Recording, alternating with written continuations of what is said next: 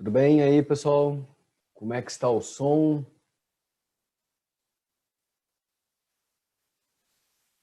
Ó, já tem 2 chatzinhos aqui. E aí, senhor, boa tarde. O som tá bom, maravilha.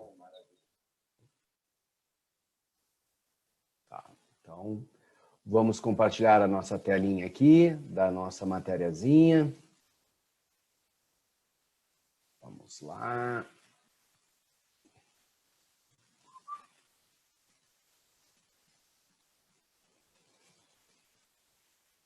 E aí, pessoal, estão estudando? Eu não postei ainda os slides para vocês, né? Eu vou postar agora, assim que terminar a aula eu posto, tá?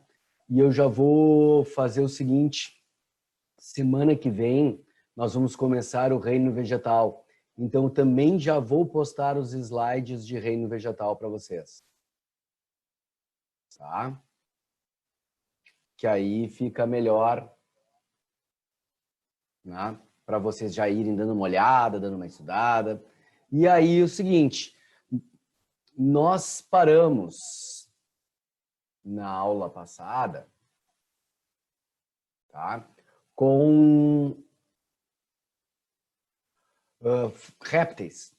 Eu estava falando de répteis para vocês. Então agora eu tenho que falar de aves. Então nós vamos falar das aves aqui diretamente. Pessoal, terceiro ponto importante aqui referente às aves, tá?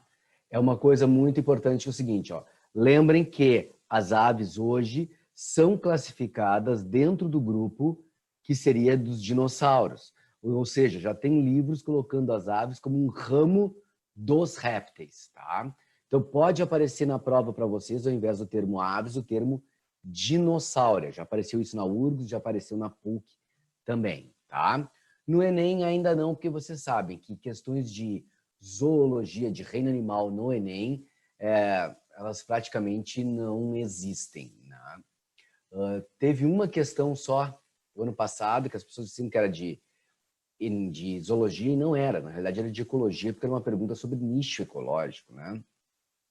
Só usava os animais, né? Então é uma situação bem difícil no Enem aparecer. Mas na URGS é 3 questões, dependendo do ano, 4 questões. Às vezes o mais simples possível, outras vezes puxando aquele detalhe insano para tu saberes, né? Então vamos começar lá, com as aves. São animais com membros anteriores transformados em asas, coisa que vocês não suspeitavam, né? Uma coisa nova, uma novidade para vocês isso, né? Que a ave tem asa, né? Tá? Elas possuem penas também, que é outra coisa que vocês não sabiam, né? Que as aves possuem penas. Mas a pena aqui, pessoal, ela tem 2 fatores importantes. Ela não é importante tão somente para o voo. Ela é importante também, pessoal, em função da... O que eu posso te dizer aqui, assim, da cobertura da pele.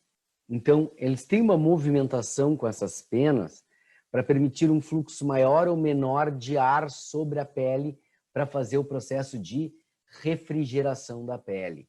Então, a pena ela também serve como um isolante térmico, né? Então, é um ponto importante. As aves são homeotérmicas ou endotérmicas. A URGS tem preferido o termo endotérmico, tá? Porque vai se referir ao calor que vem de dentro. Tá? Mas os animais que são endotérmicos, que têm um metabolismo mais constante, daí o nome de homeotérmicos, porque eles têm, né, um metabolismo mais constante, esses animais aqui, tá? Eles precisam ter isolantes térmicos, a pena, então eles já passam a ter gordura em grande quantidade, que nos outros animais, que nos répteis, anfíbios e peixes, o teor de gordura do corpo é bem baixo, com raras exceções, que o salmão, por exemplo, tem um teor de gordura maior, e por isso que a carne do salmão é melhor, né? Tá? O atum também, né? O atum fresco, quando tu come, ele tem um teor de gordura um pouco maior, mas o resto tem tudo pouquíssima gordura, quase nada, né? Aqui já vai ter uma quantidade legal. Vocês têm a noção clara, né, que galinha é um bicho gordo, né? Então, tu tem esse processo aí. Bom, eles vão ter ainda uma coisa que se chama sacos aéreos. Sacos aéreos, obviamente, não são sacos pendurados, nunca vi uma ave com um saco pendurado, tá? Sacos aéreos são estruturas internas ligadas ao sistema respiratório, tá? E esses sacos eles vão ser inflados com ar para manter o volume interno da ave constante. Tá? A ave não pode ter variação volumétrica como nós. Senão o voo dela ficaria... Então ela tem esses sacos aéreos que mantêm o volume interno constante, para o voo dela ser bem constante, ser problema nenhum, ficar planando no ar, né? Alterar também a densidade do corpo em função disso, né? Vocês lembram que o volume do corpo vai ser muito maior em função das camadas de ar que tem dentro dele. Então aí, com isso, eles têm uma densidade menor. Isso é importante para o voo. É comum cair nas questões de biologia, tá? Que para mudar o peso das aves. Não, não é o peso, é a densidade, tá? Mas é comum aparecer peso. Tá? Eles têm ainda uma glândula uropigiana, que é uma glândula que fica lá na cauda. Alguns aí, de repente, a família chama de sambiqueira, sambica, né? Lá no final, onde tem as penas caudais, tu vai ter uma glândulazinha, e essa glândulazinha, ela vai liberar uma cera, um lipídio, para impermeabilizar as penas. A pena não pode encharcar, porque se a pena encharcar, a ave não vai voar. Se a pena encharcar, a ave morre afogada, se for uma ave aquática, como um pato, como um ganso, né? Um cisne. Tá? Então, eles têm que estar sempre impermeabilizando aquelas penas, porque ela não pode encharcar. Ah, mas o óleo também pesa. Sim, mas como a densidade do óleo, dos lipídios, é menor que a densidade da água, então o peso também vai ser menor. Essa é a ideia. Continuando aqui, pessoal, elas têm ossos pneumáticos. Mais uma coisa para alterar a densidade do corpo. São ossos cheios de ar, com camadas de ar dentro dele. Aliás, esse é um dos motivos que é comum veterinário não querer que tu dê osso de galinha para o teu cachorro, principalmente se for um cachorro de raça ali, que são mais frágeis, porque é comum esse osso ter essa camada de ar, ele se torna quebradiço. Então, quando o cachorro morde, ele quebra e forma lâminas bem fininhas, que pode machucar o animal internamente. Tá? Outra coisa, eles têm ausência de bexiga. Tem exceção para isso. Ema e avestruz têm bexiga.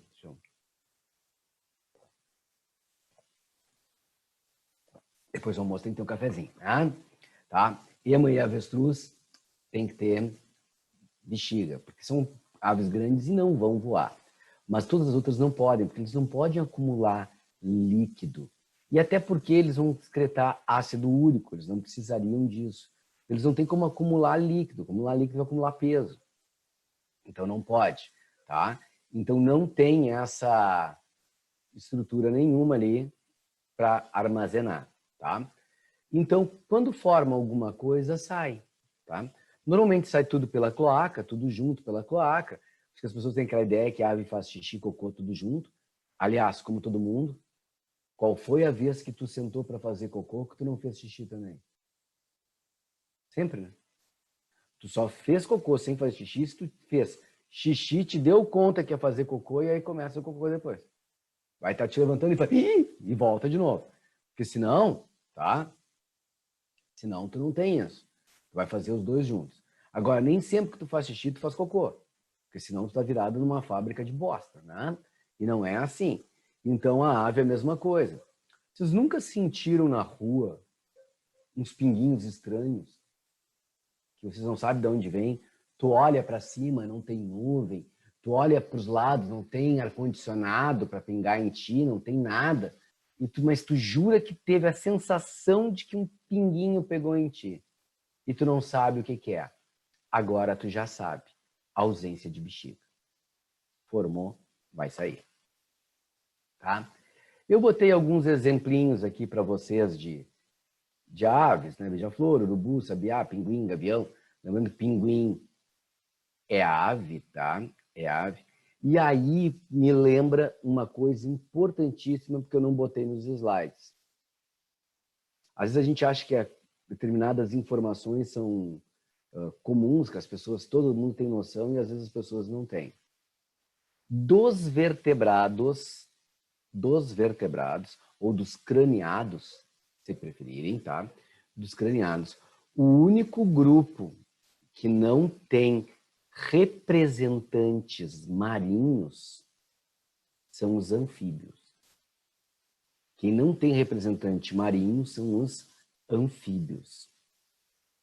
Não tem sapo marinho, rã marinha, perereca marinha, nenhum equivalente. Tá? Anfíbio não tem representante marinho. As aves têm representantes marinhos. Todas as aves que dependem do mar para sua alimentação ou vivem isoladas em ilhas, elas são chamadas de aves marinhas. Né? Desde que o alimento venha do mar. Né? Se ela está pegando alimento de uma árvore da ilha, ela não é marinha. Tá? O alimento tem que ser do mar. Então, pelicano, gaivota, tobá, né? O próprio pinguim. Eu sempre ponho como exemplo o pinguim, porque o pinguim é o único que ninguém discute comigo. Se eu falo que um pelicano é uma ave marinha, sempre tem alguém para discutir. Ah, mas ela não está no mar, não está lá. Né?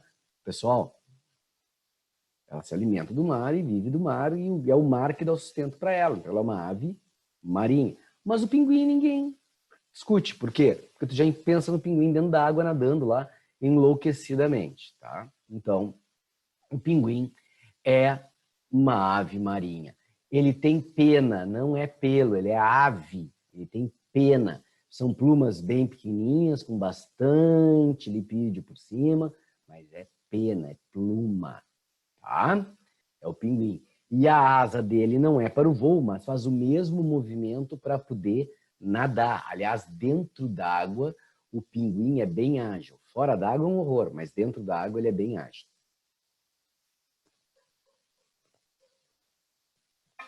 Tá? Vamos para o próximo slide. Respiração pulmonar. Mais sacos aéreos. Aí, pessoal, eu vou fazer um desenhinho aqui nas minhas folhinhas, sempre fazendo desenhinho, tá? Mas para vocês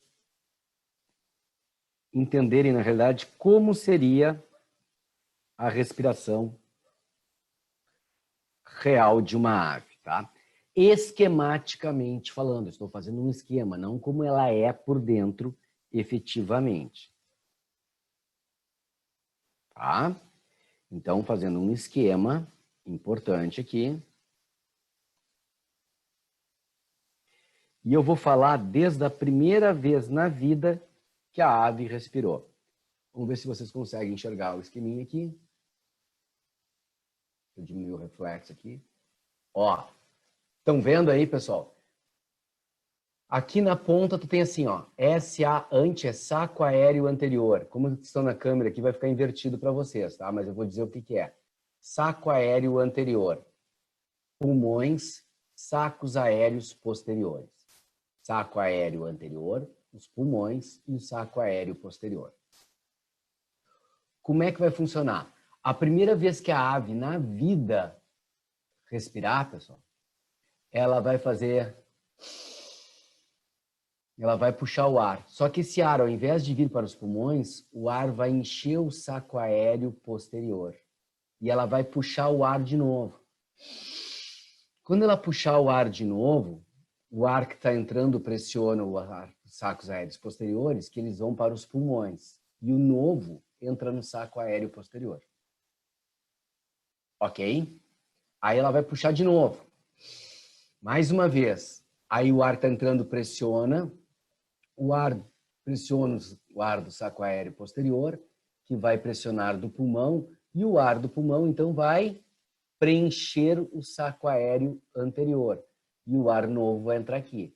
Então, agora, neste momento, saco aéreo posterior, pulmões e anteriores estão todos cheios. E a partir de agora, sempre vai ficar cheio, porque quando a ave puxar de novo, o que vai fazer? O ar pressiona esse que passa para cá, este passa para cá e o daqui começa a sair. Então, quando a ave expirar, tirar o ar, os 3 sacos estão cheios. O que está saindo é o ar que estava antes aqui no saco aéreo anterior. Aí ela vai puxar de novo. Puxou, pressiona esse. Esse ar vem para cá, esse vem para cá e o que está aqui sai. Mas quando o que está aqui sai, está entrando um novo ar aqui, ó. Sai aqui entra aqui e entra o novo aqui. Então, a expiração, sempre os 3 sacos estão cheios. Que é aquilo que eu falei para vocês, que os sacos aéreos ajudavam na respiração para não ter variação volumétrica do corpo. Esses sacos estão sempre cheios. Nas primeiras respirações, que ela ainda não está voando, porque ela está se libertando do ovo, ainda não aprendeu a voar, ela vai ter que encher devagarinho, mas depois que ela encher os 3, nunca mais eles deixam de estar os 3 cheios. Ficou claro isso para vocês, pessoal? Sem problemas?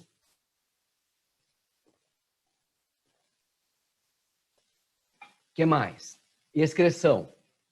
Rim metanéfro, aquele rim abdominal. A partir dos répteis, todo mundo tem um rim metanéfro. E eles excretam ácido úrico, tá? O ácido úrico, já falei para o réptil, é uma forma de manter água no corpo, né?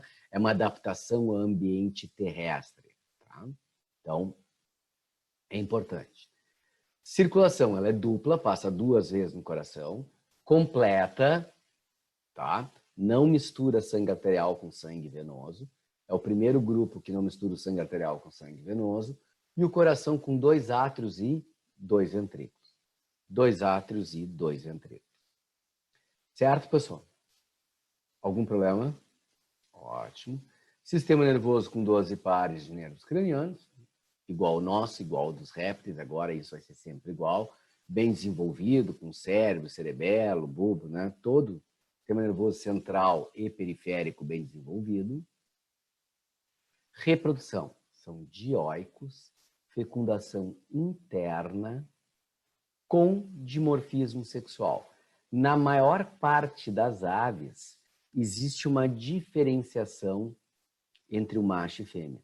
Algumas espécies tu tem que ser especialista para saber quem é o macho e quem é a fêmea, porque as diferenças são mínimas. Então, o leigo, aquela pessoa que não é especialista em aves ou naquela espécie, passa despercebida a diferença muitas vezes. Mas, de forma geral, nas aves, o macho é muito mais bonito que a fêmea.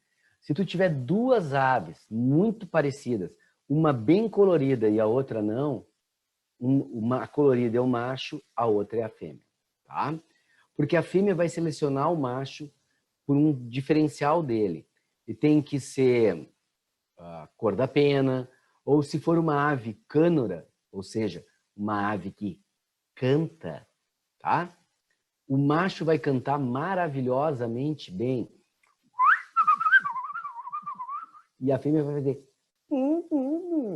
né? Não tem ali, tá? Todos eles, o ritual normal das aves é o exibicionismo. Tá? Se eu pegar o exemplo mais cruel de todos de diferença, é o do pavão, né? Quem conhece a fêmea do pavão sabe que é uma galinha cinza, ela é chinfrinha, né? Pequenininha. E o macho tem aquela cauda maravilhosa com um colorido absurdo, porque vamos ser honestos, né?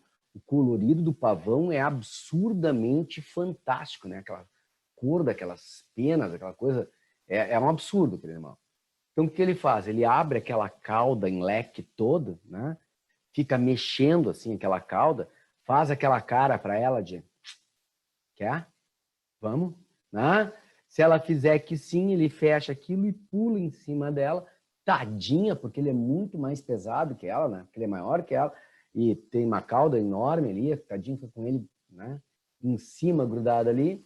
E aí ele faz o ato sexual, tá? O rouxinol canta. Alguns pássaros trazem presentes para as fêmeas. Outros têm rituais diferenciados. O albatroz faz um voo planando por 2 horas sem bater as asas, assim. Porque o albatroz ele tem uma envergadura de asa, envergadura, né? De ponta a ponta, absurdamente grande, o tamanho do corpo dele, né? Ele plana, assim, maravilhosamente bem. Mas as patinhas dele são cotoca, né?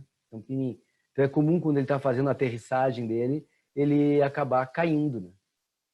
E ela deve pensar, é babaca, mas voa legal, né? E acaba transando com ele, tendo um filho, tá?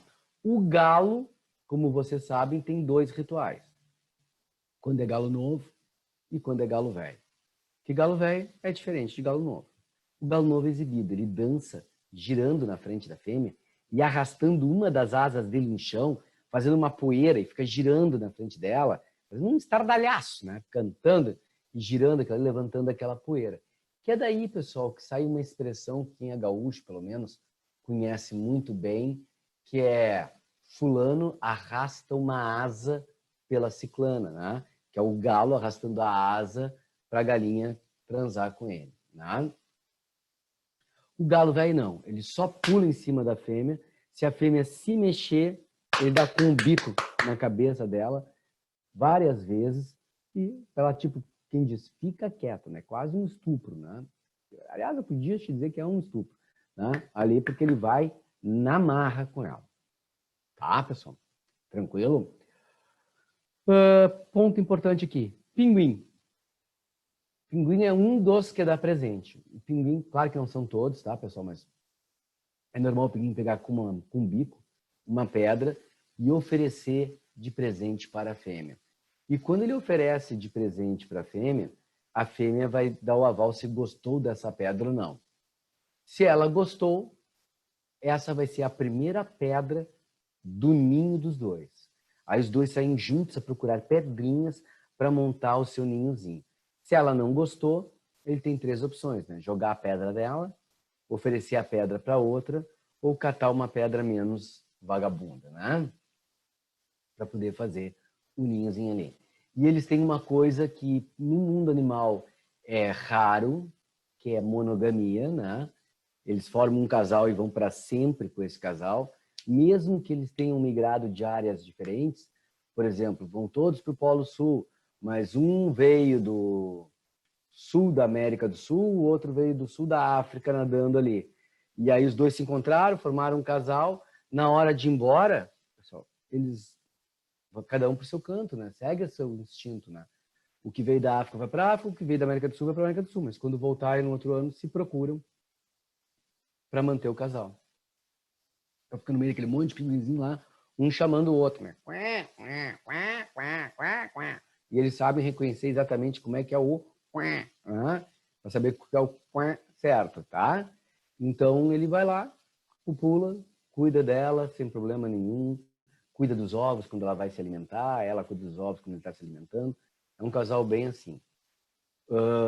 Monogamia, ela tem um problema biologicamente falando, tá? Por favor, não me joguem tijolos virtuais aí agora, tá?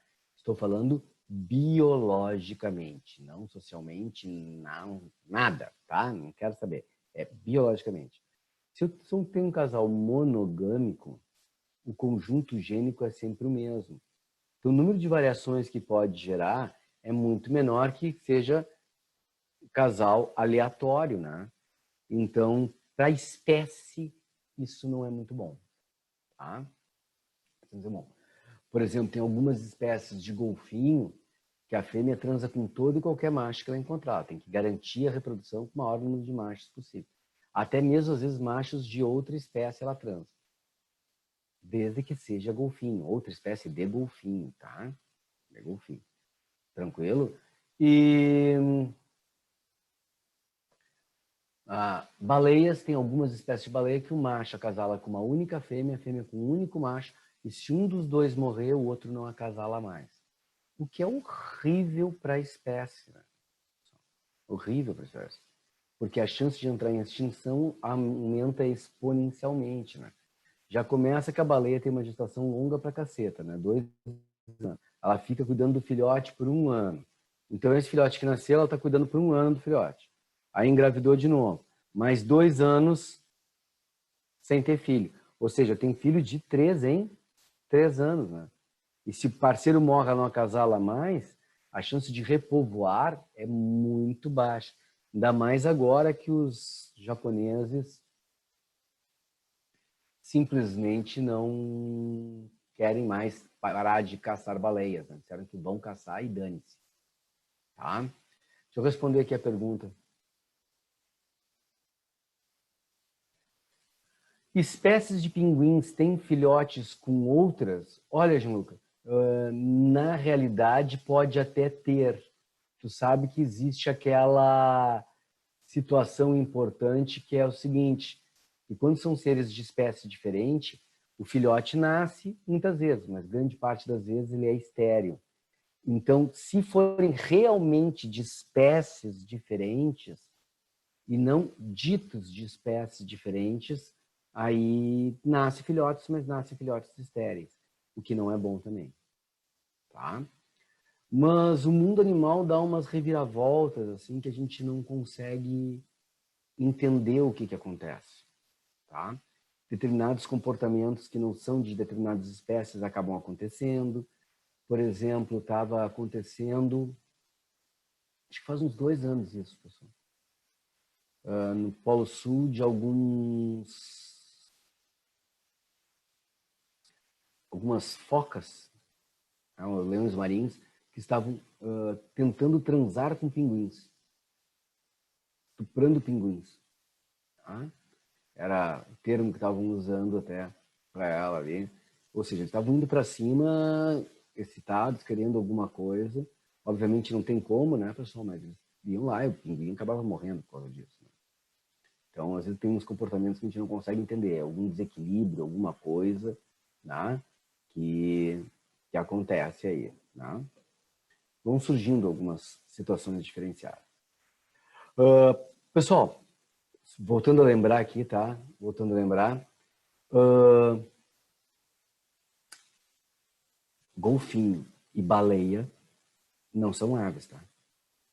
Só para afirmar ali, lembrar vocês que eu só citei em função da reprodução, estava fazendo comparando reproduções, tá? Mas as aves tem ali. Tem várias aves que são assim monogâmicas, tem umas que a fêmea transa com tudo que é macho, tá? Inclusive quando o macho sai para buscar comida para ela porque ela está no ninho, ela vai lá e transa com outras, ainda mesmo já tendo ovos. Né? Tem umas que são safadas, tá? Digestão, pessoal. Eles têm papo, moela, intestino com secos. O que é seco, pessoal? O equivalente ao nosso apêndice. Secos são os prolongamentos que se formam no intestino para aumentar a superfície de absorção. Tá? Esse estômago, aqui para vocês, pode vir com o nome de estômago químico ou ainda de proventrículo. A moela pode aparecer com o nome de estômago mecânico. Tá? A moela pode aparecer com o nome de estômago mecânico. Ai, desculpa, pessoal, mas tá feia a coisa. Ó, aqui nós temos a galinhazinha por dentro, tá? Tem a língua da galinha, o bico, que é o maxilar e a mandíbula modificada. Há uma coisa que eu falei, que isso é o detalhe do detalhe do detalhe, mas às vezes é importante a gente saber, e eu não botei nos slides porque era o detalhe, eu estava me preocupando em botar o primordial. Umas aves marinhas, é comum aqui sobre o bico, elas têm uma coisa chamada de glândula de sal. Eu vou pedir que vocês anotem isso, tá? E se eu me esquecer de anotar, fazer alguma observação para vocês aí, vocês já anotaram, tá? Então, algumas delas têm glândula de sal. A glândula de sal fica sobre o bico aqui, para eliminar o excesso de sal, porque como eles estão pegando água do mar, pegando peixe, tem ali com água do mar, eles têm que eliminar o excesso de sal, tá? Então, tem essa glândula ali. Aí, pessoal, tem a faringe, o esôfago, como nós, tá? Aqui nas corujas tem um processo sensacional, tá? Sensacional. Que as corujas, elas fazem uma coisa chamada regurgitação. As corujas, o que elas comem e o que elas não vão aproveitar, elas formam uma bola aqui entre o papo e o estômago, elas formam essa bolinha, e quando elas formam essa bolinha, ela simplesmente regurgita tudo, vomita tudo de novo. Tá, pessoal? Ela vai vomitar tudo de novo. Então, ela forma aquela bolinha aqui e vai. Então, por exemplo, quando ela vai comer um rato, dependendo do tipo de coruja, come rato, ela pega o rato, sabe que ela vai comer o rato inteiro, né? Porque tem noção que coruja não usa talher, né? Então ela come o ratinho, vai indo, vai botando, vai... né? E vai entrando todo o bichinho, e ela faz uma bola de pelo, pele e ossos. Forma uma bolota, que a gente chama de pelota, né? E depois ela regurgita a pelota. Tá? Infelizmente, nós não temos esse processo, né? Ia ser muito mais fácil para nós, né? Imagina tu comendo um peixe, espinhas, tirar pelezinhas do peixe já direto ali. Ia ser fantástico, né? A gente não consegue fazer isso. Inclusive, pesquisadores de roedores, por exemplo, muitos deles estão fazendo armadilhas diferentes. Ao invés de fazer armadilhas, eles estão procurando ninhos de coruja. E eles pegam as pelotas de coruja e dissolvem em laboratório com hidróxido de sódio ali para abrir para ver o que ela comeu.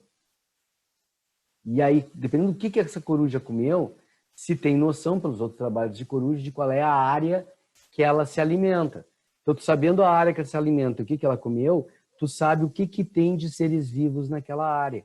Então, dá para fazer todo um levantamento a partir do hábito alimentar dele, que tipo de ser vivo tem ali. Então, é bem legal mesmo, tá? Tanto para a pesquisa quanto para o próprio animal. Isso é uma coisa muito interessante. A avestruz consegue também regurgitar muita coisa quando está em perigo, ou alguma coisa, sente que tem alguma coisa que não está boa, que tem algum tipo de veneno, ela regurgita também, tá? Então, o alimento vem para cá, vai para o papo, no papo ele armazena alimento. A função do papo é armazenar, e tão somente armazenar, tá? Então, ele vai armazenar o alimento ali, porém, pode ter uma segunda função que tu tem que saber, que é bem simples. Ave bebe água. Tu já viu o passarinho, né? Os caras deixam uma floreirinha ali, uma aguinha para o passarinho beber, né?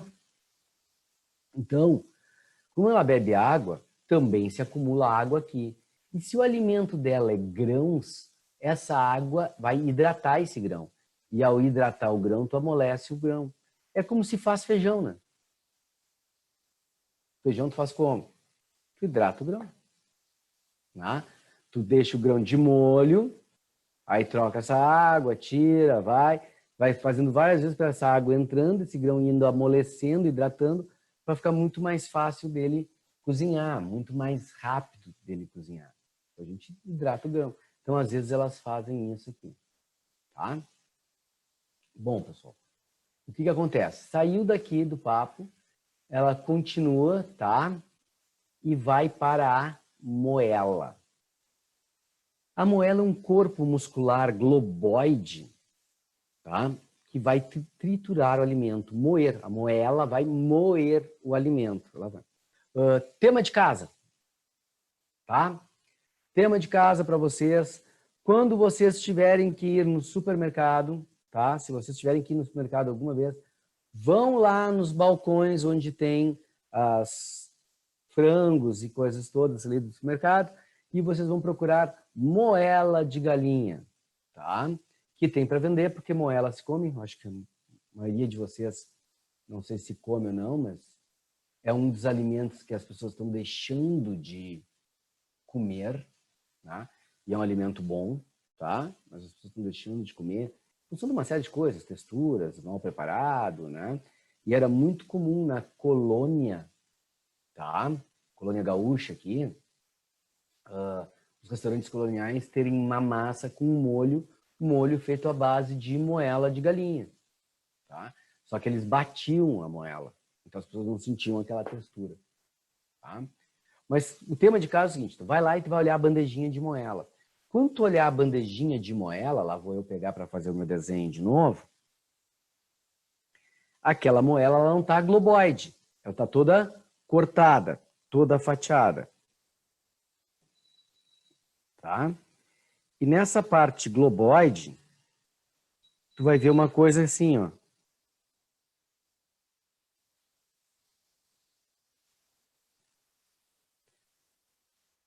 Talvez vocês não consigam, mas vou estar...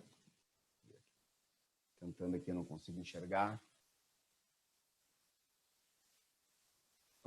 Voltando aqui, tá? Pessoal, tá aqui a minha moela, tá? Esse V é uma parte bem vermelha, que vai ser a moela, que é o músculo. O B, uma parte branca, que fica ali, um branco às vezes com os tons meio azulados. E aqui embaixo, uma pele mais grossa. Essa moela foi fatiada. Então, essa parte vermelha é a mais externa. A parte branca, tá? É a parte que dá sustentação, onde vão chegar os vasos sanguíneos. E essa pele mais dura é a pelezinha que vai moer o alimento que fica por dentro. Então, ela pega e fica fazendo assim, ó. E aí vai moendo aquele alimento. E por isso algumas aves, elas engolem pedrinhas. Tá? Elas engolem pedrinhas. Essas pedrinhas pequenininhas, não é rocha, tá, pessoal? É pedrinha. Quando ela engole e chegar na moela, e aquela musculatura começar a comprimir aquela pele, a pedrinha vai ajudar a ralar aquele alimento, a triturar o alimento. Tá? Porque vai ter todas aquelas pedrinhas, aquela pedrinha é dura, não vai conseguir quebrar, mas isso ajuda a quebrar tudo. Certo, pessoal? Tranquilo?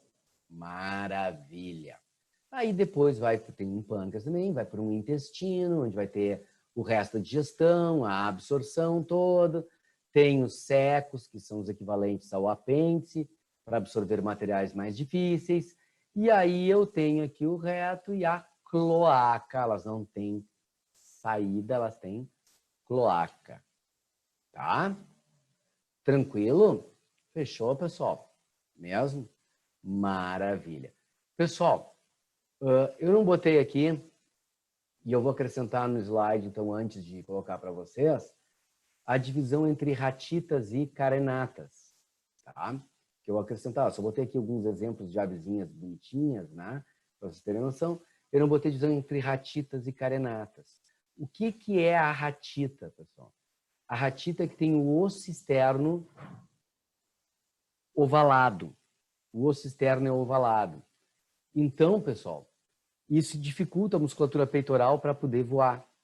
Então, ratitas são as aves que não voam. Kiwi, aquele pássaro não, aquela ave, não é pássaro porque não voa, né? Aquela ave comum na Austrália, a ema, a avestruz, que não voam, tá? E as carenatas, o osso externo aqui, ele parece uma quilha. Então, a musculatura consegue mexer. São as aves que vão voar ou que fazem o movimento das asas, que são os movimentos do voo. Tá, pessoal? Como o pinguim faz isso para nadar. A galinha que voa, voos curtos e baixos. Eu já vi que tem uma pergunta aí, já vou responder, tá? Os perguntas baixos, mas tem. Qual a diferença de ânus para cloaca? Tá? Pessoal, ânus é só uma saída do final do sistema digestório, tá? Então, eu vou ter aqui o final do intestino e eu vou ter uma musculatura aqui em forma de anel, o esfíncter, que vai formar o famoso ânus, tá? Tranquilo?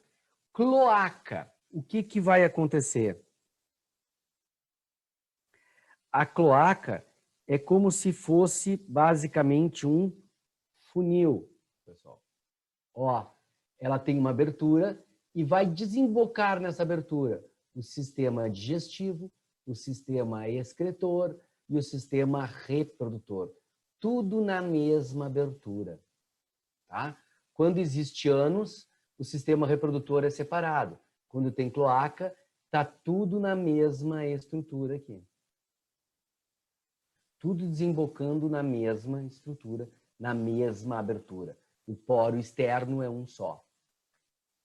Tá? Essa é a diferença entre ânus e cloaca. Foi, pessoal? Tranquilo?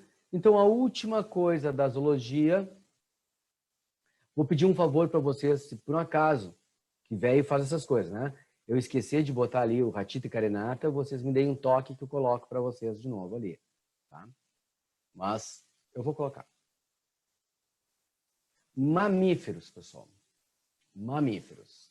É o último grupo, tá? É o grupo que pega o nosso corpo, tá? Então, quase todas as características vocês conhecem. Mamíferos têm pelos. Nem todo mamífero tem pelo, mas todo vertebrado com o corpo coberto de pelo é mamífero. Nem todo mamífero tem pelo, mas todo vertebrado com o corpo coberto de pelo é mamífero. E quando isso acontece, pessoal, como o caso das penas, também nas aves aqui, a gente chama isso de característica diagnóstica. Por que diagnóstica? Porque a partir do momento que eu vejo ela, eu posso dar diagnóstico de que grupo é. E isso é um mamífero, eu já posso afirmar. Tipo, uma característica, tubo digestivo completo. Eu não posso dizer que animal é, porque de asquelmintes até o fim, todos têm. Tá? Então, esse é um detalhe importante, isso é uma característica diagnóstica. Glândulas mamárias, sudoríparas e sebáceas. Glândula mamária, sudorípara e sebácea. Ou seja, todo mamífero mama, sua e fede. Tá? Todo mamífero mama, sua e fede.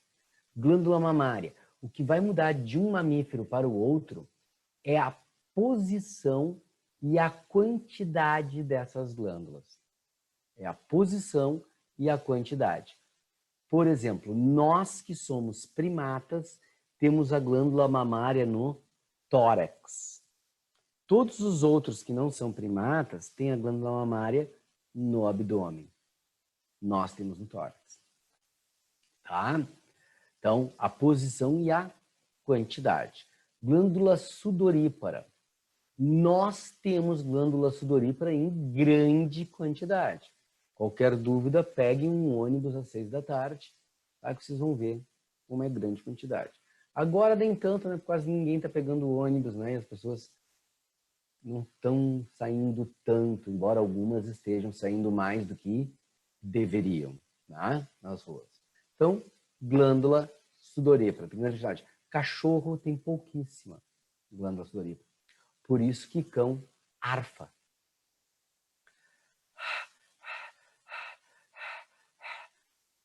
O cachorro está perdendo calor pela respiração.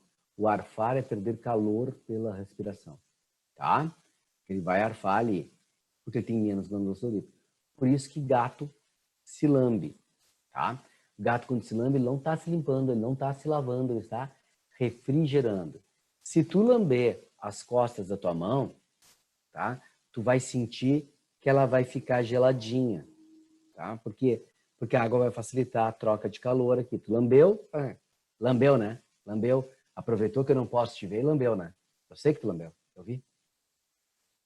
Imaginei tu lambendo aqui já, ali. Aproveitou que não tem colega do teu lado, não tem ninguém, só a câmerazinha ali, né? E ela tá fechada, ninguém tá vendo e tu deu aquela lambida. Ficou gelada, né? Ficou. É isso aí, tá? E glândula sebácea para impermeabilizar os pelos. Tá? Tranquilo, pessoal? Diafragma. Somente mamíferos possuem esse músculo chamado diafragma, que auxilia no processo de respiração. Tá? O diafragma é que vai fazer a respiração. Aliás, o ser humano é a única besta que se autodenomina racional, que desaprende o que é natural para automatizar o que foi errado. Eu vou repetir porque isso foi lindo, tá? É a única besta que se autodenomina racional, que desaprende o que é natural para automatizar o que é errado. Se eu disser para vocês, respirem fundo, 90% de vocês vai fazer esse movimento aqui. E esse movimento é muito fácil de fazer. E ele te dá uma sensação, tá? De que o teu pulmão encheu muito mais. Mas não encheu, tá, pessoal? Porque o teu pulmão tem um volume. E ele vai encher pela diferença de pressão, tá? E isso aqui não vai alterar tanto a pressão a ponto de encher um pouco mais o teu pulmão. Mas esse movimento é fácil. Se tu fizer aula de canto, técnica vocal, dança, teatro, o professor vai ficar sempre cutucando a tua barriga ali, ó, barriga, barriga. para tu respirar pelo diafragma. O diafragma tu vai com a musculatura do abdômen, que tu mexe ele, não o peito, né? Então tu mexe com o abdômen, tu faz ter um controle do ar. Aliás, tu vai ter um controle muito melhor do ar. Inclusive, quem não tem um controle bom da sua respiração, acaba prejudicando até a sua fala, prejudicando as pregas vocais, antigas cordas vocais, agora pregas vocais, que é mais uma coisa que eu acabei de me lembrar agora, que eu tenho que botar no slide para vocês também nas aves, que está ligada à respiração das aves. Como elas cantam, elas têm que ter algo equivalente às nossas pregas vocais. É um órgão chamado siringe que fica na traqueia dela, tá? As nossas pregas vocais estão na nossa laringe, tá? E aí tu vai fazer o movimento, tu vai fazer aquele som. Só que se tu respira mal, tu força. Aí começa ela a ressecar, começa ela a gerar fissuras, tá? Então aí começa a se tornar um problema bem sério para as pregas vocais. Algumas pessoas acabam gerando ilusões e acabam tendo uma voz um pouco mais rouca. E eu posso dar um exemplo para vocês, tá? Que é uma pessoa que eu admiro muito, que eu gosto muito dele, que é o professor Pastor, tá? Ele tem aquela voz meio rouca, e tu nota que quando ele fala, volta e meia, ele tá meio que sem voz, porque o pastor respira muito mal, tá? Ele respira muito mal, já falei com ele várias vezes sobre isso, né? E ele respira mal, então isso acaba gerando problemas. O Bondan gera bastante problema também, agora diminuiu bastante, que ele aprendeu um pouco mais de técnica e coisa ali, mas ele sempre tinha problema, porque também ele gritava muito, né? Vozes eludadas, vozes, né? Que vem, e é aquela flor que vem descendo, né? Ali todo o processo, né? Ele vai indo, força as pregas, né? Então, a respiração pelo diafragma é uma coisa muito importante, tá, pessoal? Muito importante. Certo? Maravilha. O que mais, pessoal? 7 vértebras cervicais, ou seja, na nossa coluna, referente à nossa cervical, nós temos 7 vértebras. Ah, mas a girafa com aquele pescoço todo é 7 vértebras? É, 7 vértebras. Só que são umas vértebras, né? E com um disco intervertebral do tamanho do monte, mas são 7 vértebras. Tá? Os mamíferos são endotérmicos ou homeotérmicos, como as aves. Então, mamíferos de frio são gordos, peludos, com extremidades pequenas. Mão, pé, nariz e orelha, pequenos referente à superfície do corpo. Se tiver rabo, rabo curto também. Tá? Os de calor vão ser o contrário. Orelhudos, narigudos, rabos longos, patas grandes. Então, o rato do deserto tem orelha grande, rabo grande, pata grande. O urso polar tem uma orelhinha pequenininha, um cabeção enorme, um bocão enorme, mas uma orelhinha pequenininha, um focinho pequenininho, um rabinho pequenininho.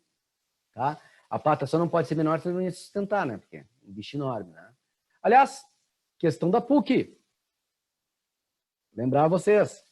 Por que que o urso polar não come pinguim? Lembram a resposta?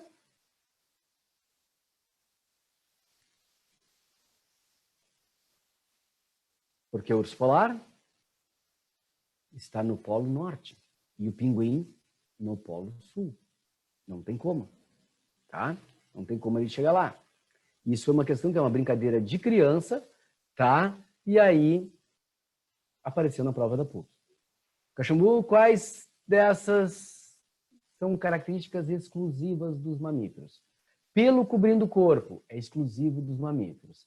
Glândula mamária é sudorípara e sebácea é exclusiva dos mamíferos. Diafragma é exclusivo dos mamíferos. 7 vértebras cervicais em todos é exclusivo dos mamíferos. Pode ser que tenha algum animal vertebrado que tenha 7 vértebras cervicais, mas não é uma regra do grupo. Como regra do grupo, é exclusivo dos mamíferos. Tu notou a diferença no que eu falei, né? Pelo no corpo todo é só mamífero. Glândula mamária, sudorípara sebácea, só mamífero. Diafragma, só mamífero. 7 vértebras cervicais. Como regra do grupo, só mamífero. Pode ser que tenha algum animal que tenha 7 vértebras cervicais, tá? mas com regra do grupo, só mamíferos. Tá? Tranquilo? Pessoal, sangue endotérmico, eu tenho gordurinha em grande quantidade, pelos em grande quantidade, respiração pulmonar. Aqui nós vamos ter um pulmão alveolar, que é um pulmão cheio de saquinhos, o que vai fazer com que a gente tenha uma absorção, uma superfície de contato maior para a absorção do oxigênio, tá? 12 pares de nervos cranianos, rim, metanéfron, nós excretamos ureia. Eu vou voltar a falar nisso para vocês quando a gente falar de fisiologia humana, tá? Mas só para já dando um toque para vocês lembrarem é o seguinte, ó. O rim tira a ureia do sangue. O rim filtra, ele tira a ureia do sangue. Mas quem forma a ureia no nosso sangue é o fígado. Tem um ciclo chamado ciclo da ornitina, tá? Que esse ciclo é que vai formar a ureia ali no sangue, tá? Então vai formar ornitina, viradinina, citrulina, e forma ureia e volta a ser ornitina, porque o ciclo da ornitina de novo vai formar a ureia, tá? Então a ornitina se junta com a amônia gerada pela desaminação das proteínas, forma arginina, que vira citrulina, que forma ureia e ornitina, e assim vai indo. Nesse ciclo vai formando ureia. Então quem forma a ureia é o fígado, quem tira do sangue é o rim. Tá? E a ureia é um ponto importante, porque a ureia é pouco tóxica, tá? É pouco tóxica. E eu consigo, com uma pequena quantidade de água, eliminar, tá? Bastante ureia. Tá? Então, é tranquilo. Tá? Circulação dupla, completa, fechada, coração com 2 átrios e 2 ventrículos igual às aves. Qual é a diferença do coração da ave para o nosso, pessoal? Uma só. Artéria aorta. A artéria aorta da ave vira para a direita, a nossa vira para a esquerda. Tá? Ela vira para a direita e tem uma distribuição igual para as duas asas em função do voo. A nossa vira para a esquerda. Por isso que pressão, a gente mede a pressão, né? A gente nunca tira a pressão, né? Se a gente tirar a pressão, a pessoa morreu, tá? A gente mede a pressão ou mede a tensão arterial, né? No braço esquerdo, porque o coração está aqui desse lado, a gente está gerando a pressão maior, tá? É no braço esquerdo, tá? Outra coisa, um dos primeiros sintomas de ataque cardíaco, de infarto, é a dor no peito e formigamento do braço esquerdo, a dor no braço esquerdo de cara aqui, porque a artéria aorta vira para lá, tá? Aí, exemplos, né, de mamíferos, vocês sabem à vontade, né? Então, vamos para o próximo aqui, reprodução. Eu estou me atendo a esses detalhes aqui, pessoal, que não são detalhes referentes a... Como é que eu posso te dizer? A fisiologia humana, tá? Coisas que extrapolam, porque na fisiologia humana a gente vai revisar tudo isso, então eu tenho tempo para explicar isso lá, tá? Espero que seja pessoalmente, né?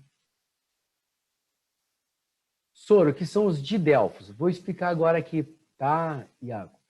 Que é na reprodução. Fecundação interna com cópula, tá? Nós temos 3 tipos de indivíduos. Os prototérios, que são os mamíferos ovíparos, tá? Mamíferos ovíparos, que são a ordem dos monotremados. Exemplo, monotremado. Quem são os monotremados? Aqueles bichos estranhos australianos, os Pokémon australianos aquele. Ornitorrinco e a éctina, tá? Esses são mamíferos que têm cloaca, porque para ser ovíparo tem que ter cloaca. Bota a cloaca, tá? E aí tem a cloaca, bota a cloaca não, bota o ovo, né? A partir da cloaca, bota o ovo, o filhote se desvencilha daquele ovo e vai mamar depois. Como o ornitorrinco e a éctina têm um bico, como se fosse um bico de ave, não tem como eles mamar, porque para mamar tu tem que ter lábio, tem que fazer, tá? Então, pessoal, o que acaba acontecendo?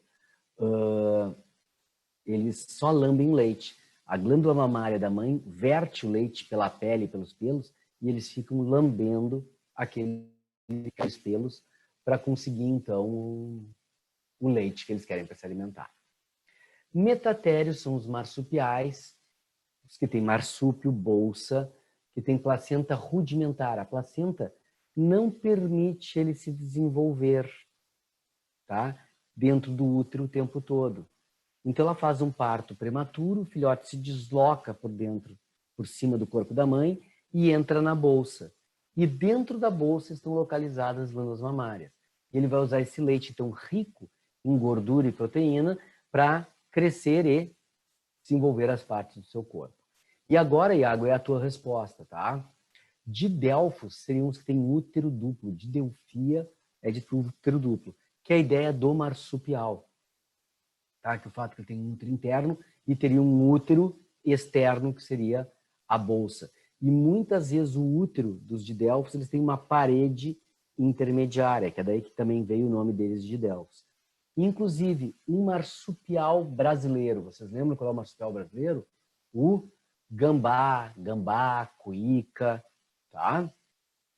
O gambá e a cuíca, eles são marsupiais, tá? Brasileiros ali, e são de Delfos. A ordem, a espécie do gambá é de Delphis marsupialis, né? Então tem ali já o termo de Delfo para o útero duplo proveniente dessa estrutura. Por isso que eu demorei um pouquinho para te responder, Iago, só porque fazia parte da sequência da matéria aqui, tá? Então, isso são os didelfos. E eutérios são os placentários, pessoal, com uma diferença muito grande de tipos de placenta. Tem placenta difusa, placenta espalhada, tá? Tem placentas discoidais como a nossa.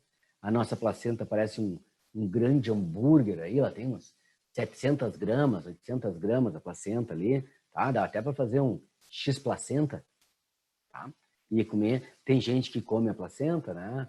A Bela Gil comeu a placenta, tem Tom Cruise, John Travolta, são pessoas que comeram a placenta, fazem parte daquela seita, religião, como quiser chamar, tá? Cientologia, e eles comem a placenta, e que é comum animais carnívoros comerem a placenta depois do parto. É comum tu ver, por exemplo, cachorro, gato, eles comerem a placenta para a mãe comer, para se fortalecer e conseguir sustentar seus filhotes, tá? Tranquilo? Nos eutérios aqui, pessoal, nós vamos ter uma situação seguinte, ó. As placentas mudam de formato, os úteros mudam de formato, tá? Aqui esse formato de taça do útero é nosso. O de um cachorro é mais ou menos mais próximo de um U, tá? O útero do cachorro foi para ter vários filhotes por vez. O nosso foi para ter um por vez, tá? Então, como vai ser a placenta? Como vai ser o útero? Tudo isso depende de que bicho é. Tamanho, quanto tempo vai viver, tempo de gestação, tá? Nós temos um tempo de gestação curto para o animal que nasce, né? São só 40 semanas ou 9 meses. Antes que a ala feminina me jogue também de novo aí tijolos virtuais, né? Pessoal, é que o nosso bebê ele não é pronto, né? Leva um tempão para segurar a cabeça, né? Nem o pescoço ele consegue segurar, né? Aí depois para sentar, depois para pensar em engatinhar e depois para caminhar. E o caminhar não levanta e sai caminhando, né? É todo torto lá, né? Diferente de uma girafa, por exemplo. A girafa tem 18 meses de gestação. Mas, quando nasce, a mãe livra ela da placenta, dá um tempo para descansar, porque o parto é cansativo tanto para o filhote quanto para a mãe. Ela tem que descansar. E a girafa fica esperando o filhotinho levantar sozinho. E ele tem que levantar sozinho. E assim que ele levanta, ele sai caminhando atrás da teta da mãe para pegar o leite e poder se alimentar. É direto assim, pessoal. O nosso que leva um tempão até conseguir fazer alguma coisa, né? Tá? Tranquilinho até aí, pessoal? Algum probleminha? Não. Maravilha. Eu acho que esse é o último... Ah, não. Tem mais um slidezinho que eu botei aqui para vocês. Ó, aqui para fazer a diferença da digestão dos ruminantes. Como a nossa digestão vai ser igual à digestão de todos os outros animais, embora os herbívoros tenham mais alimento herbívoro e tenham apêndices mais desenvolvidos, mas o sistema básico é igual ao nosso. O que muda mesmo é o dos ruminantes. tá? Os ruminantes têm rumen ou pança, tá? Ele tem aqui o barrete ou retículo. Aqui ele tem o folhoso, tá? Folhoso, tá? Ou omaso. E aí tem o coagulador ou abomaso, tá? O que acontece? A vaca vai engolir o alimento, vai até o rumen. Nesse rumen aqui, vai estar cheio de bactérias para dissolver a celulose, que nenhum mamífero dissolve celulose. Todo mamífero que é exclusivamente herbívoro tem que ter bactérias que façam isso para ele. O boi vai ter bactérias no intestino, no apêndice, mas vai ter em maior quantidade aqui no rumen. Então, o alimento vai ficar aqui um tempão parado para ser digerido aquela celulose. Depois vai ser mandado para o barrete vai fazer uma bola, vai compactar esse alimento e vai impulsionar o alimento de volta para a boca. Aí esse animal vai ficar mascando por um longo período de tempo aquela bola para macerar o máximo possível aquela alimentação, para aumentar o máximo possível a superfície de contato, tá, pessoal? Máximo. E aí, depois que ele ficar mastigando por muito tempo aqui, ele vai engolir de novo. Só que, o que acontece ao engolir de novo? Quando esse barrete aqui impulsiona o alimento para a boca, ele fecha a entrada do rumen. Então, quando o animal engolir pela segunda vez, o alimento vai direto para esse folhoso, que forma tipo umas lâminas, tem umas coisas internas, lâmina. Se tu come mondongo, é isso, tá, pessoal? É o folhoso, tá? Ali. E aí, depois, ele vai para o coagulador, que seria o estômago propriamente dito. Tudo bem, pessoal? Tranquilinho? Maravilha. Isso aqui liquida os mamíferos. Pessoal, em termos de exercício para vocês, tá?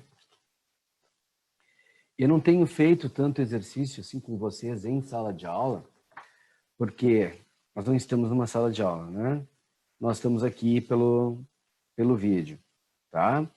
Então, eu acho meio estranho, né? Tá? Algumas coisas para a gente fazer, tá? Mas, vocês têm condições de fazer todos os exercícios que estão aí no livro.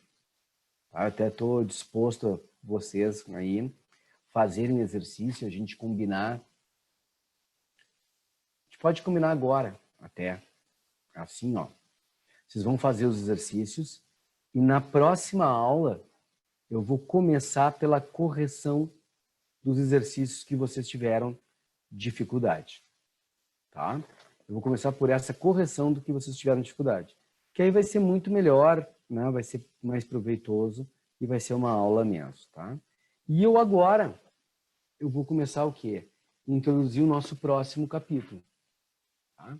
Vocês vão fazer, eu tiro as dúvidas, depois a gente continua tudo. Então, para introduzir o nosso próximo capítulo,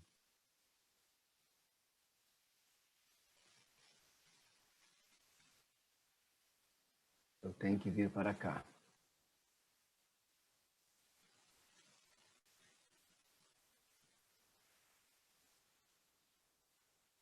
E o nosso próximo capítulo, pessoal, começa com o reino vegetal.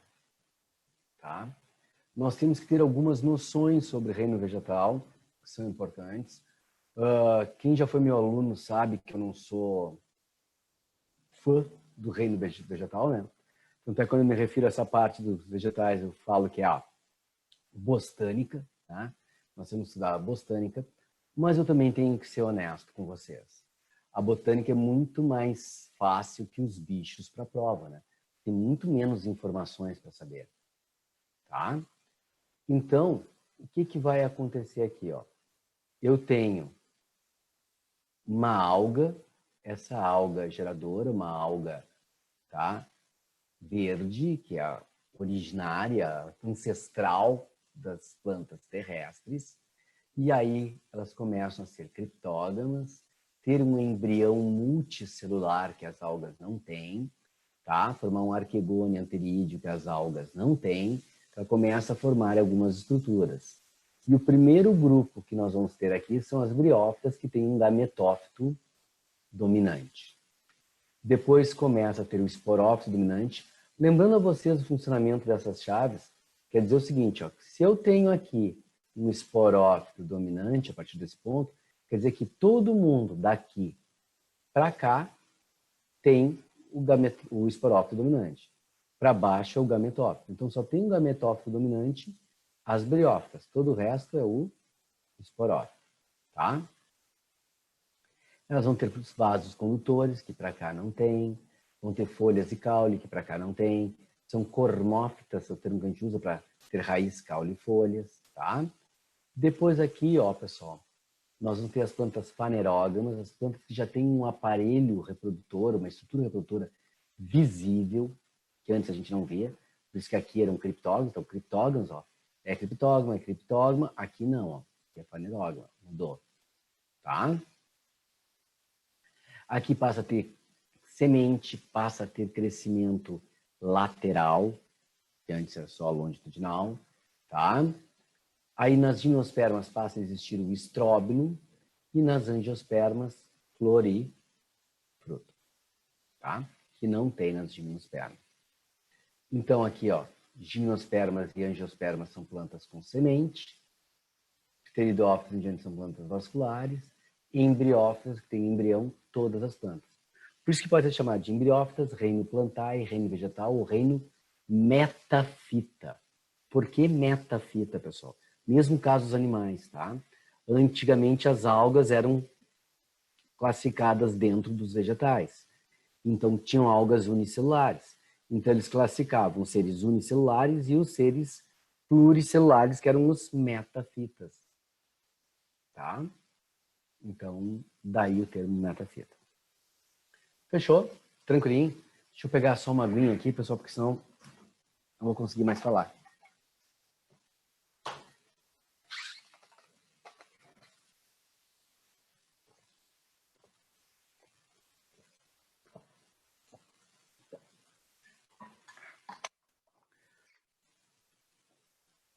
Continuando então, pessoal, vamos pegar o próximo slide. Vocabulário que vai aparecer para vocês aí, que eu tenho que ter de importante aqui, ó. Eles são avasculares e sem vasos de condução de seiva. Tem xilema e floema. Lembram desses nomes, né? Xilema é o que vem do chão, xilema. E floema é o que vem da folha, tá? Floema é o que vem da folha. Vascularizados são os que têm vasos de condução. Criptógamo, a estrutura reprodutora não é visível. Criptos é oculto, escondido, né? Fâneros é anexo. Fanerógamo é que é visível, é anexa. Tá? Depois, nós temos as talófitas. Isso é um termo que não se usa mais para plantas, tá, pessoal? Mas eu já vi em várias questões fazendo a referência às briófitas, que tem um corpo em forma de talo, uma massa contínua de células. É um termo que se usa muito mais para algas hoje do que para plantas terrestres. Mas alguns livros mais antigos, questões mais antigas, podem fazer referência a esse termo para as briófitas, tá? Cormófitas, plantas com raiz, caule e folha. Sifonógamas, plantas que possuem tubo polínico. Embriófitas, planta com embrião. Gametófito, vegetal produtor de gametas. Fito é planta, né? Então, vegetal produtor de gametas. Vai ser haploide, sempre haploide. Esporófito, vegetal produtor de esporos. Diploide, sempre diploide. Haploide possui um conjunto genômico só, um cromossomo de cada tipo. Diploide possui 2 conjuntos genômicos, 2 cromossomos de cada. Certo, pessoal? Esse vocabulário a gente vai usar ele muito dentro do estudo dos vegetais. Tá? Então, é importante que vocês saibam, já que eu resolvi fazer assim, para não ter problema. O ideal já seria ir separando, né, as estruturas para saber as partes das palavras e saber de cor, e já ter um mini dicionário anexo aí para vocês, tá?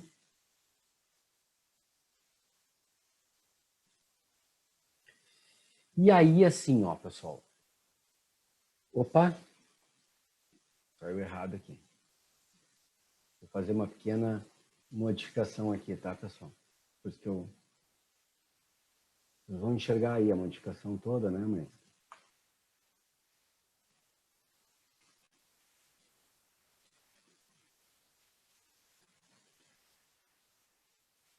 Tá. Por isso, simplesmente isso. Bom, o que acontece, pessoal? Nós temos plantas chamadas briófitas, pteridófitas, gimnospermas e angiospermas.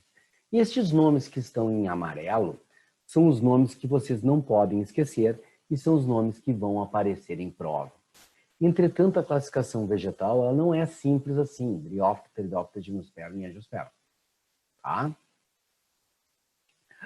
O que nós vamos ter agora, tá, pessoal? Dentro das briófitas, tem um grupo filo briófita, o filo hepatófita e o filo anthocerófita, que são os musgos, as hepáticas e os antóceros. Antigamente, o nome do filo era briófita, mas tinha classes. Classe Musci, para os musgos, a classe das hepáticas e a classe das anthocerófitas. Tá? Hoje, tudo foi promovido a filo, sendo que a classe Musci desapareceu, ficou com o termo briófita. Então, briófita para musgo, hepatófita para hepáticas, anthocerotófita. Então, droga, você enrola a minha língua nessa palavra. Anthocerófita para antóceros. Tá? Pessoal, esses três filos, eles têm exatamente as mesmas características, tá? Os três filos têm exatamente as mesmas características, tá? O que vai mudar na realidade? O formato do esporófito, o formato do gametófito, tá? Isso é o que vai mudar, mas a ideia, o todo é igual, tá? E por isso, quando eu falar de briófita, eu vou estar me referindo ao mesmo tempo para briófita, hepatófita e anthocerófita. Todas as três têm as mesmas características, mudando o formato. O formato do musgo é aquela péssima graminha bem baixinha, né? Hepatófita, as hepáticas. O gametófito é mais espalhado, lembrando um fígado. Lembra os lobos do fígado mesmo ali, tá? Então deu o nome de hepática. O anthocerófito é muito próximo, parece mais uma coisa lobadinha, assim, como se fosse uma folha de Vitória Régia, vamos dizer assim, né? Pequenininha ali, tá? É os antóceros que vão ter o gametófito ali. É isso que muda, tá, pessoal? O resto, o funcionamento básico, todo é o mesmo, tá? Pteridófitas. Desculpa, pessoal. Pteridófitas. Pteridófitas são as samambaias, avencas, ó. Mas aí tu tem filopteridófita, filolicofita, que é licopódios e selaginelas, tá? Avenca e samambaia são plantas que a gente conhece mais. Filoesfenofita, que são as cavalinhas. Esfenofita, às vezes a gente fala muito em tundra, tem bastante em tundra, tá? Cavalinha. E o filopsilofita, psilotáceas, que a gente dificilmente fala, tá? Dificilmente fala. Então, quando eu falar de pteridófita, eu estou querendo me referir a todos esses aqui. Só para ter uma diferenciação, só para vocês saberem, antigamente esse filo pteridófita podia também ser chamado de selaginela. Selaginela, tá, pessoal? Então, se vocês pegarem uma questão, tinha até uma questão antiga do vestibular da UBRA, que falava em licopódios e selaginelas, né, ali, tá? Que tinha aqui as estruturas para licofita aqui. Uma questão só que caiu. O resto sempre é avenca, samambaia, tá? Xaxim,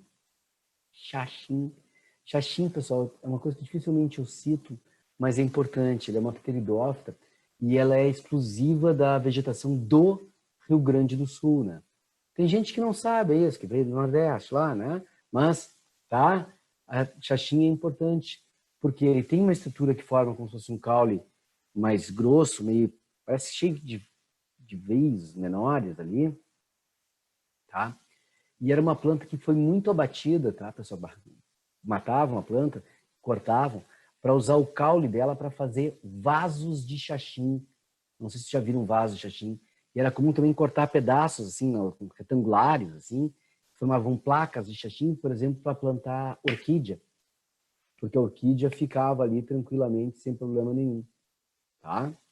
Então, ficava orquídeazinha.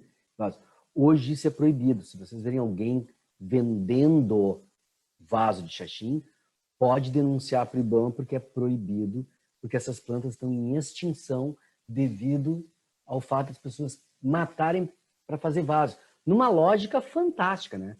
Tu mata uma planta para fazer vaso para botar planta. A lógica perfeita, né? Então, tá ali.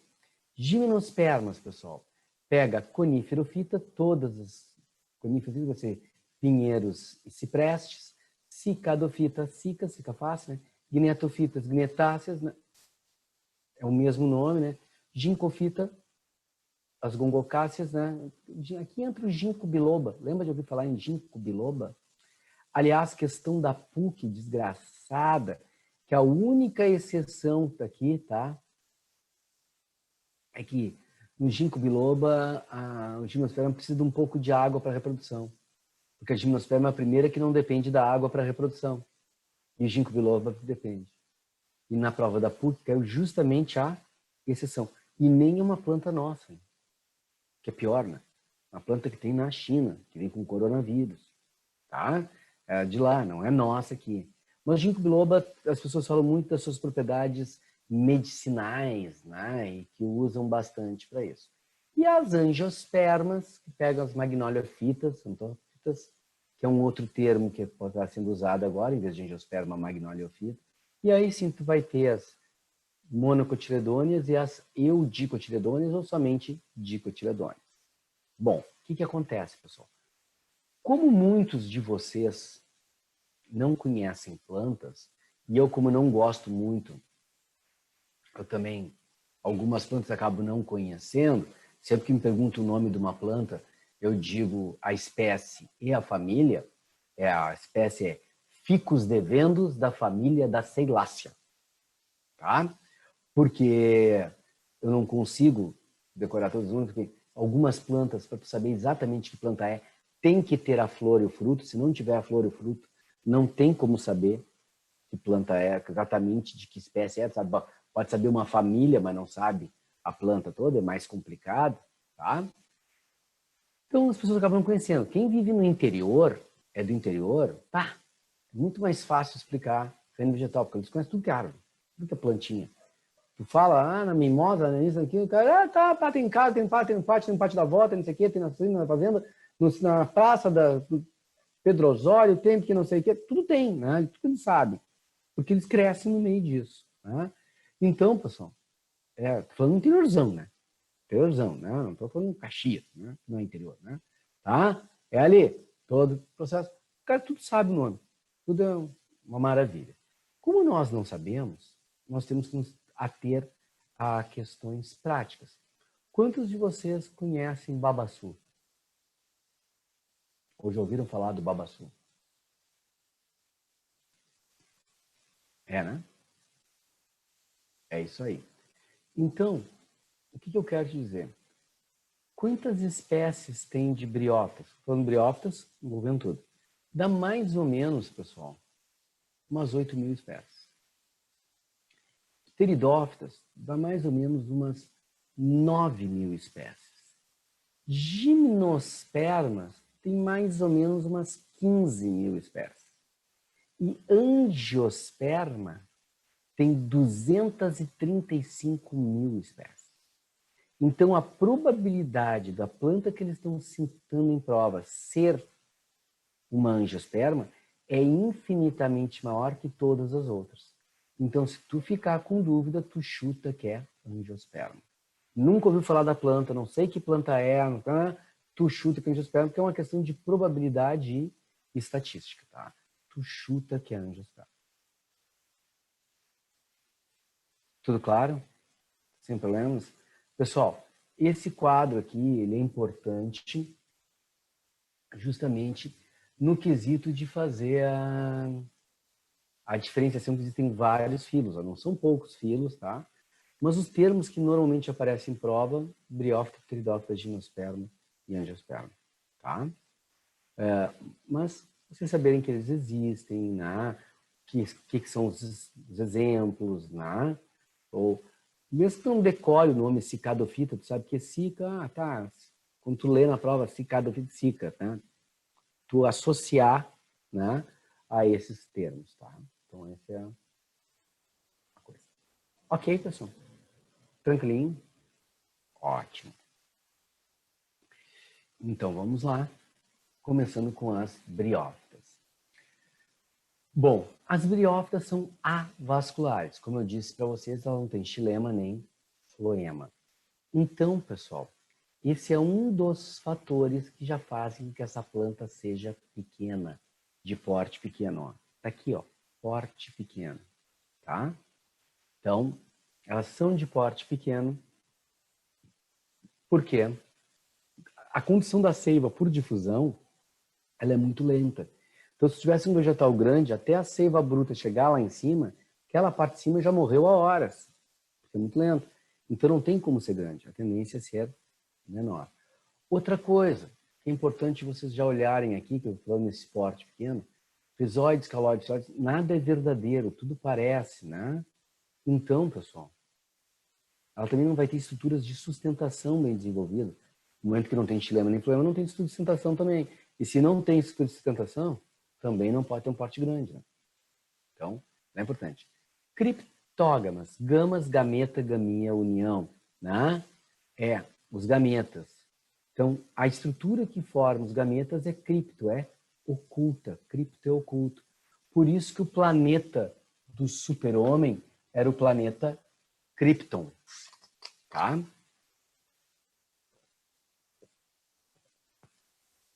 Planeta oculto, planeta escondido. E por isso que a pedra do Krypton, a rocha do Krypton, é kryptonita, porque do latim ita é pedra. Tá? Biologia também é cultura. Como eles não têm raiz, nem caule, nem folhas verdadeiros, porque não tem vaso de condução, eles têm o quê? Rizóides, não é o pastel aquele, né? Tá? Rizóide é algo que parece uma raiz, cauloide parece um caule e filóide parece uma folha. Tá? Por isso que tem aquele termo talófita, que nada aqui é verdadeiro, tá? Embora tu dizer que é um talo seguido é meio difícil, é meio ruim. Por isso que não está se usando mais o termo. Mas, tá aqui. Habitat, úmido e sombrio, tá? Úmido e sombrio, tá? Ambiente úmido são plantas higrófilas, higros é a umidade. O instrumento que mede a umidade do ar é o higrômetro, tá? E sombrio, sombra. Umbrófilas ou ombrófilas. Ombrófila é o termo aportuguesado, tá? Então pode aparecer na prova ombrófila, ou mais comum na prova de biologia, umbrófilas. Umbrófilas. Umbro, sombra, tá? Pessoal, quem tem dificuldade de decorar, vamos de novo para aquela minha decoreba imbecil, né? A umbrella. Umbrella é uma palavra que fala no inglês para sombrinha e que leva esse nome porque umbros do latim é sombra, tá? E ela é em unzinho. Então, umbrella é a sombrinha, que foi a primeira função, né? Depois é que inventaram lá em guarda-chuva.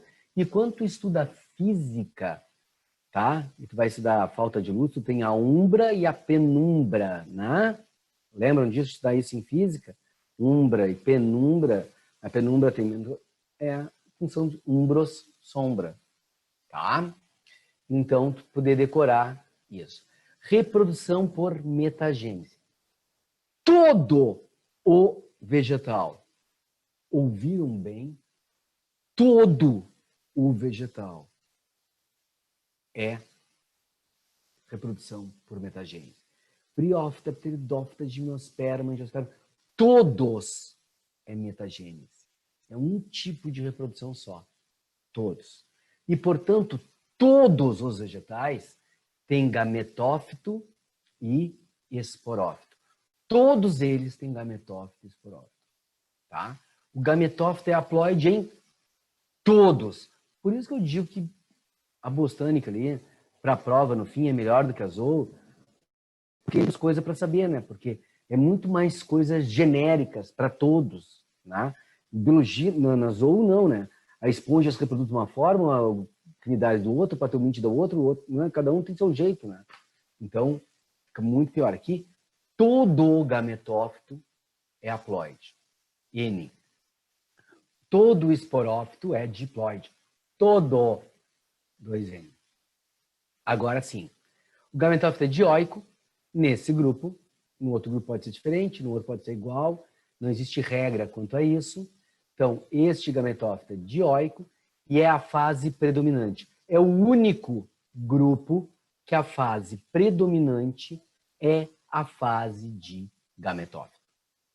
Tá? Então, o que é dioico mesmo, lembram? Tem macho e fêmea separados.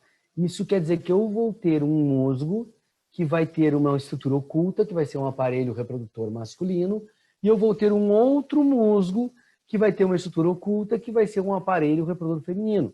Traduzindo, eu vou ter um musgo e uma musga. Tá? O esporófito é diploide e é a fase transitória.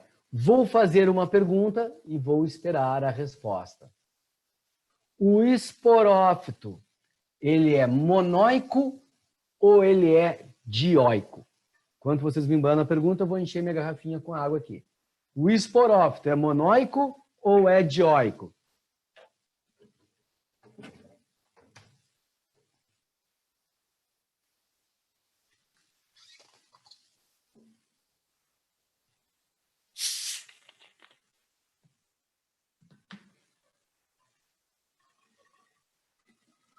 Tá feia a coisa, não veio resposta ainda.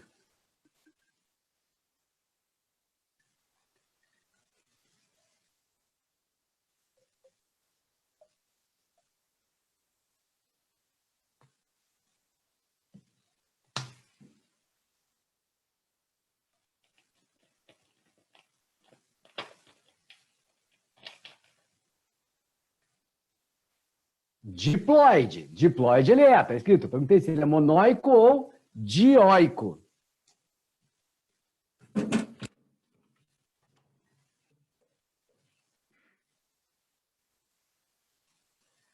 Ah, bostânica, tá. Vou responder para vocês, tá, pessoal?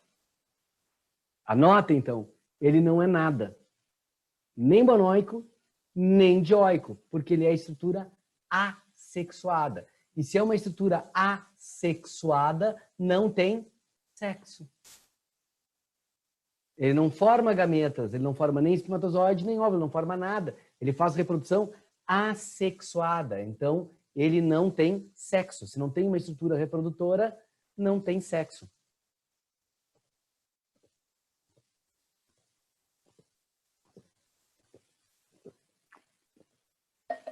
Tá, pessoal?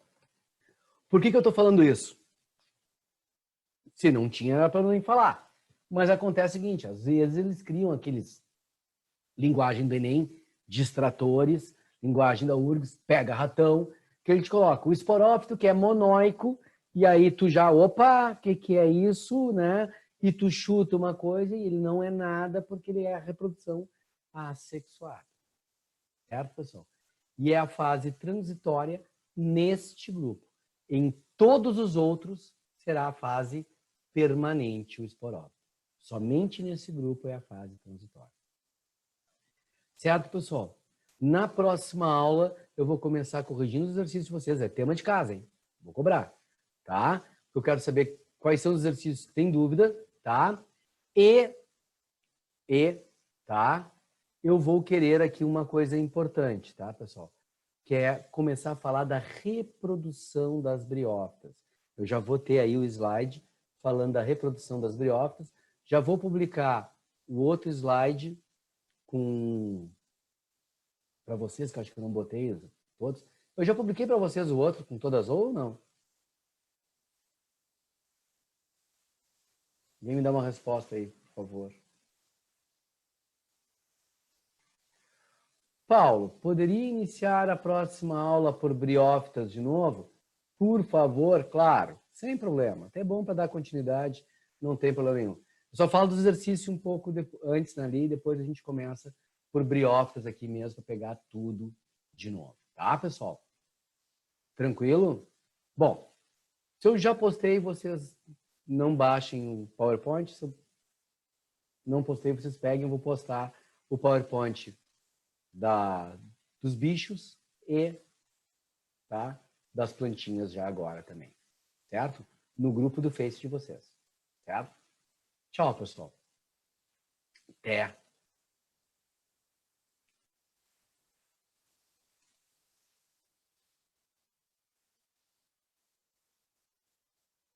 Tchau, tchau, Ravel.